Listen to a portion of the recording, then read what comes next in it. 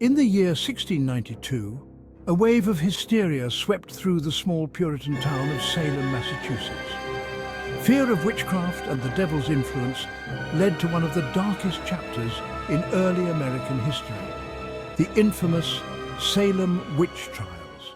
It all began in the winter of 1692, when two young girls, Betty Paris and Abigail Williams, started experiencing violent fits. Their bodies twisted in pain, they screamed, and they made strange animal-like noises. No one could explain their bizarre behavior, and soon other girls in the town showed similar symptoms. The first to be accused were three women: Tituba, a Caribbean slave; Sarah Good, a homeless beggar; and Sarah Osborne, an elderly woman who rarely attended church. These women fit the mold of society's outcasts, making them easy targets in an already fearful and paranoid community. The trials that followed were a mockery of justice. Accusations based on spectral evidence, that is, ghostly visions seen by the so-called victims, were accepted in court, and those who confessed to witchcraft were spared the gallows, while those who denied it were sentenced to death. By the end of the hysteria, over 200 people had been accused of witchcraft.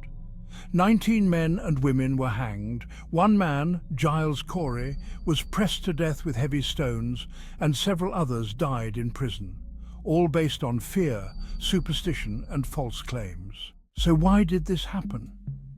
The Puritan settlers of Salem lived in constant fear of the devil. Harsh winters, illness, and attacks from neighboring Native American tribes fueled their paranoia.